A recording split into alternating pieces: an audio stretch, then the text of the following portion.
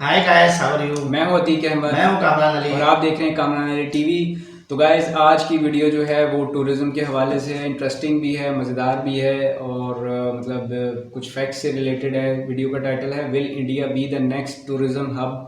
और explore India से ये चैनल से ये वीडियो ली गई है। Original link as usual description में है और इसी तरीके से फेसबुक, ट्विटर, इंस्टाग्राम भी आपको डिस्क्रिप्शन में मिल जाएंगे, उनको भी ज़रूर फॉलो कर लीजिएगा। वीडियो शुरू करने से पहले आप सब दोस्तों से गुजारिश है कि प्लीज हमारे चैनल को लाइक करें, शेयर करें और सब्सक्राइब करें।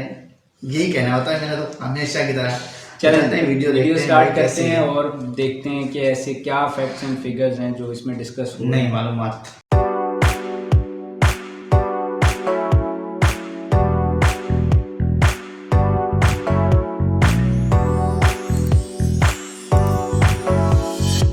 हेलो, नमस्ते and welcome to explore India.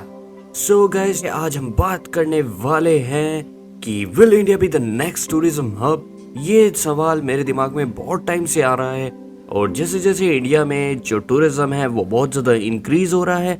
हम देख रहे हैं साल दर साल जो टूरिज्म है इंडिया में वो बहुत तेज़ी से बढ़ रहा है।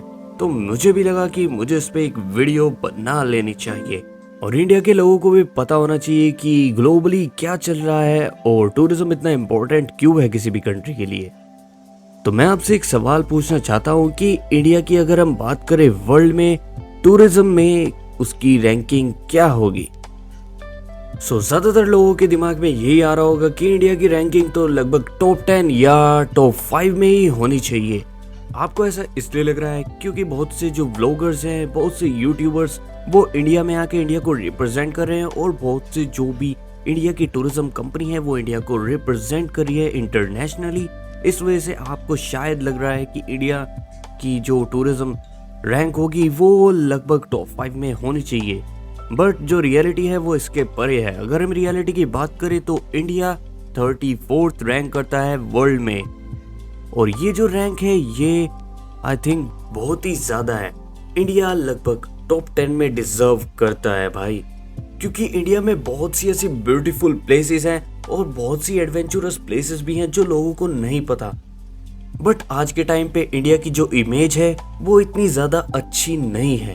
ज्यादातर जो वेस्टर्न मीडिया होती है वो नेगेटिविटी को ही कवर करती है, लेकिन जो आजकल के यूट्यूबर्स हैं, व्लॉगर्स हैं, वो इंडिया को बहुत ही अच्छे से रिप्रेजेंट कर रहे हैं और मुझे ये देख के बहुत अच्छा लग रहा है। मैं भी उनमें से एक हूँ। अगर आपको मेरा कंटेंट अच्छा लगता हो तो प्लीज़ मुझे सब्सक्राइब करें और अगर आपको ये वीडियो भी अच्छी लगेगी तो प्लीज़ इसको लाइक कर देना, क्योंकि लाइक करने से क्या होगा, इम्प्रेशन बढ़ जाएगा इस वीडियो का, तो ये वीडियो ज़्यादा सजेस्ट होगी।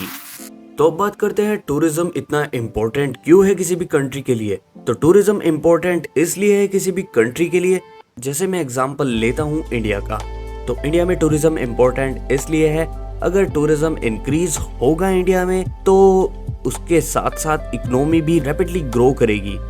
और जो वर्ल्ड ट्रैवल और टूरिज्म काउंसिल है उसने जो रिवेन्यू होता है 2018 का जो रिवेन्यू था उसने वो कैलकुलेट किया था, तो वो था 16.91 लाख करोड़ यानी कि 240 बिलियन यूएस डॉलर, जो कि 9.2% इंडिया की जीडीपी का कंट्रीब्यूशन था 2018 में। और इससे 42.673 मिलियन जॉब्स मिली थी लोगों को। आप ये देख के सोच ही सकते हैं कि यार टूरिज्म से कितना फायदा है। और मैं आपको नए साल पे एक और फायदे की बात बताता हूँ। बिनमो ऑनेस्ट ट्रेडिंग ऐप 2021 में पार्ट टाइम अर्निंग के लिए सबसे अच्छा तरीका है। मैं सिर्फ 700 रुपये का डिपॉजिट किया था और प्रॉफिट कमाना स्टार्ट कर दिया था। और आप बिनमो एप्लीकेशन पर 400 रुपये डिपॉजिट कर सकते हैं और अगर आप मेरे दिए हुए प्रोमो कोड को यूज करते हैं अपने डिपॉजिट के लिए तो आपको इमीडिएटली अमाउंट डबल मिलता है यानी कि 800 रुपये।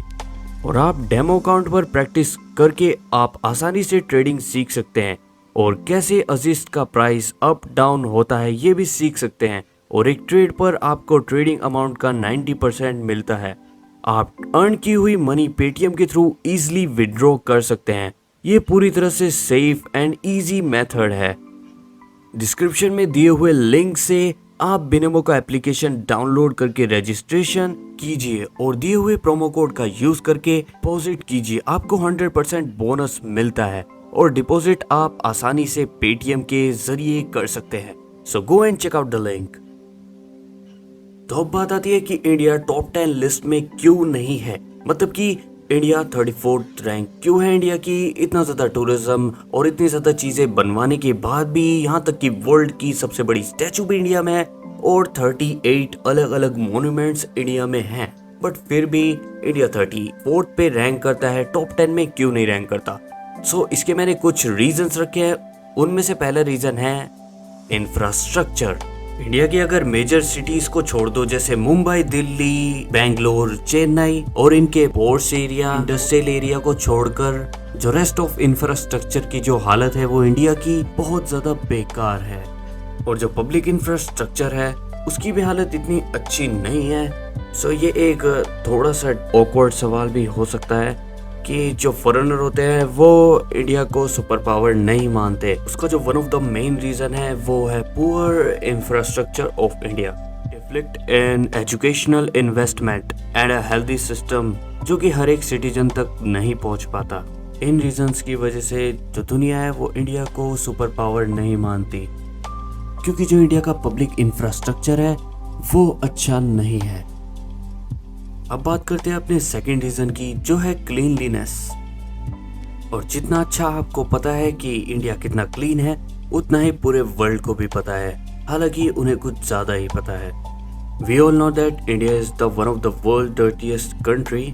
स्वच्छ अभियान की वजह से बहुत से इम्प्रूवमेंट भी देखने को मिले हैं, बट अभी भी इंफ्रास्ट्रक्चर और क्लीननेस की वजह से बहुत ज्यादा डिस्टर्बिंग फिगर बन चुकी है इंडिया की वर्ल्ड के सामने। And the next main factor is connectivity. तो अगर हम इंडिया की कनेक्टिविटी की बात करें तो इसकी रीच तो बहुत ज़्यादा है, बट जो इंडिया की कनेक्टिविटी है उसकी जो क्वालिटी है वो इतनी अच्छी नहीं है। और यहाँ पर cheap and fast quality of connectivity भी बहुत ज़्यादा मैटर करती है। फॉरेन टूरिस्ट को अट्रैक्ट करने के लिए इन्हें अपग्रेड करना बहुत ही ज़्यादा ज़रूरी है। Let me give you example. जैसे आप एक टूरिस्ट हैं और आप इंडिया ट्रैवल कर रहे हैं और आपको मान लो किसी एक मेजर सिटी से दूसरी मेजर सिटी में जाना है और वहाँ की डिस्टेंस बहुत ही ज़्यादा है और आप पब्लिक ट्रांसपोर्ट यूज़ करते हैं क्योंकि आपको चीप ट्रैवल करना है, बट जो वहाँ का टाइम लग रहा है एक सिटी से दूसरी सिटी को ट्रैवल करने में वो लगभग एक दिन से भी ज़्यादा का लग रहा है, तो क्या आप ट्रैवल करेंगे?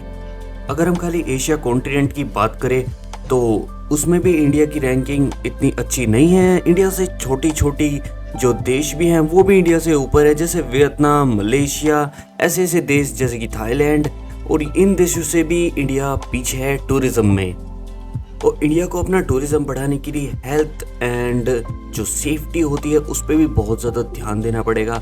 सबसे मेन चीज़ है वो है स्कैम। जो ज़्यादातर जो फॉरेनर होते हैं वो इंडिया इसलिए नहीं आते क्योंकि यहाँ इंडिया में बहुत ज़्यादा स्कैम होते हैं। ऐसे कह तो दिया जाता है, बट जो ग्राउंड लेवल है उस पर बहुत ही ज़्यादा स्कैम होता है फॉरेनर के साथ।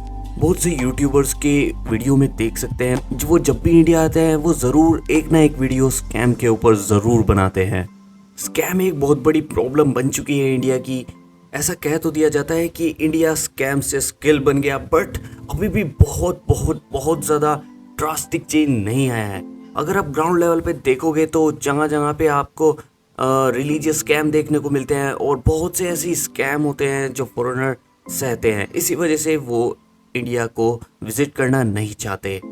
अगर कोई फॉरेनर इंडिया ट्रैवल करता है तो उसकी फर्स्ट डेस्टिनेशन या तो वाराणसी, ओल्ड दिल्ली, धारावी और ऐसी ही जगह होती है जहाँ का जो इंफ्रास्ट्रक्चर है वो बिल्कुल खराब और चीज़ें जो वेल मैनेज बिल्कुल भी नहीं है, जहाँ पर स्कैम ज़्यादा होते हैं, क्लीननेस है उसका तो हाल बेहाल होता है। तो फॉरेनर्स ऐसी जगह मेजरली विजिट करते हैं इंडिया आके, और यही देख के जो फॉरेन मीडिया होती है वो इन चीज़ों को कैप्चर करती है और ज़्यादातर वो इन्हीं चीज़ों पे ध्यान देती है जहाँ पर डेवलपमेंट और स्कैम और इंडिया की जो नेगेटिविटी होती है उसे ज़्यादा बढ़ा चढ़ा के दिखाने पे। बट हमें यहाँ पे ड्रास्टिकली चेंजेस लाने पड़ेंगे और बहुत ज़्यादा तेज़ी से काम करना पड़ेगा, लोगों को अच्छा बनना पड़ेगा और एजुकेशन जहाँ तक पहुँचे वहाँ तक उसे पहुँचाना पड़ेगा और लोगों की मदद करते रहना। मेजॉरिटी बात यह है कि हमें इंडिया में चेंजेस लाने पड़ेंगे जिससे फॉरेन टूरिस्ट हैं उन्हें अट्रैक्ट कर सकते हैं। हम यहाँ पे आर्टिफिशियल टूरिज्म स्पॉट भी बना सकते हैं, बट इंडिया की जो हिस्ट्री कल्चर है उसे देख के most of the tourist India आते हैं, इंडिया की हिस्ट्री और कल्चर को जानने के लिए।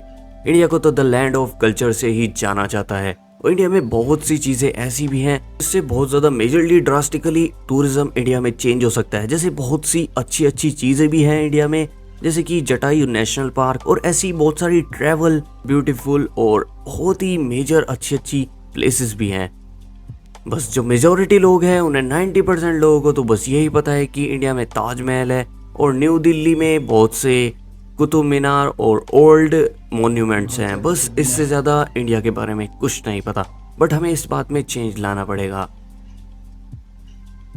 सो मैंने इस वीडियो में आपको बहुत सी चीज़ें समझाई और शायद आप यहाँ से कुछ समझ सकते हैं और थोड़ा सा चेंजेस लाने की कोशिश कर सकते हैं। जैसे कि आप क्लीननेस के प्रति थोड़ा ध्यान दें और आप एजुकेशन को प्रमोट करें और लोगों को अवेयर करें, और ऐसे ही जहाँ तक जो एजुकेशन पहुँच सके लोगों को समझाएं, अवेयर करें और मेरे चैनल के बारे में ज़रूर बता दें। हाँ बैड जॉब। सो लिंक आपको डिस्क्रिप्शन में मिल जाएगा। बिनोमुखी ऐप को ज़रूर विजिट करना और मेरे दिए हुए प्रोमो कोड को ज़रूर यूज़ करना। सो मिलते हैं किसी और वीडियो में। Thank you and bye bye. यार जो इन्होंने बातें की हैं ना गाइस, देखें मैं ऐसा नहीं है कि मैं किसी की बुराई करने लगा हूँ, लेकिन जो चीज़ इस वीडियो में उन्होंने इंडिया के लिए डिस्कस की है सेम कुछ ऐसा ही माहौल जो है वो मतलब ऑलमोस्ट ज़्यादातर एशियन कंट्रीज़ में है। उसकी वजह ये है कि यहाँ पे पॉपुलेशन ज़्यादा है, पॉपुलेशन का परसेंटेज क्या है वो ज़्यादा है, तो अब ऑब्वियसली उसको फिर मैनेज करना मुश्किल होता है, जिसकी वजह से जो है लोगों का लाइफस्टाइल जो है वो बहुत डाउन है बिल्कुल। और जब बात मिसाल है कि जब पेट नहीं भरता ना तो फिर इंसान दूसरे रास्ते पकड़ने लग जाता है और उसके रास्तों में वो लोग आसानी से चक्कर में आ जाते हैं जो उस माहौल को नहीं जानते।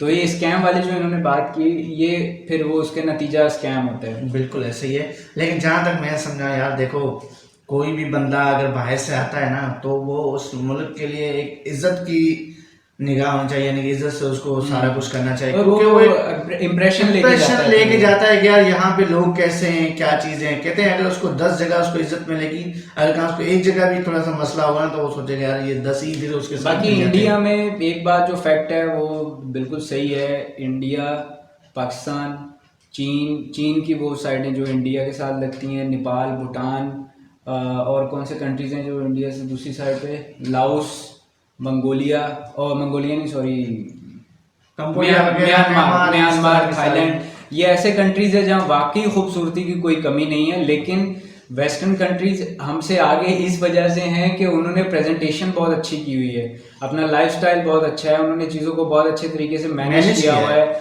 मोबिलिटी की जो रिसोर्सेज हैं, जो जरिए हैं आमदोरफ्त के, ट्रांसपोर्टेशन के, वो बहुत अच्छे हैं।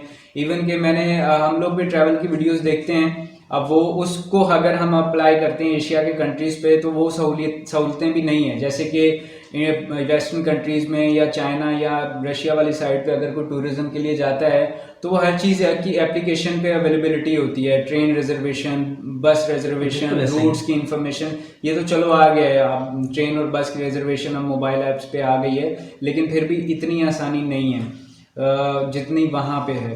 वैसे जैसे आप बात कर रहे थे कि यूट्यूबर जितने भी हैं, काफ़ी सारे इंडिया के यूट्यूबर भी हैं जो इंडिया में बनाते हैं, काफ़ी सारे बाहर में बनाते हैं। तो ये है कि जाहिर सी बात है कोई भी यूट्यूबर होगा अगर अपने मुल्क के सही इमेज को दिखाने की कोशिश करता है तो उससे यही होता है बाहर के लोगों पे इफेक्ट पड़ता है कि यार वाकई ये जो चीज़ दिखा रहे हैं ये चीज़ सही होगी। वो कहते हैं ना, जब तक खुद वो टूरिस्ट आता है, सब कुछ करता है, यानी कि फिजिकली आता है तो उसको पता चलता है यहाँ क्या चीज़ है, वो किसी मुल्क में हो। ये बाकी मीडिया में तो जहाँ तक बात है, देखें वही बात है कि वो नेगेटिविटी मीडिया की खाली बात नहीं है, ये फैक्ट है कि नेगेटिविटी जितनी जल्दी फैलती है उतनी आसानी से और उतनी जल्दी पॉजिटिविटी नहीं फैलती।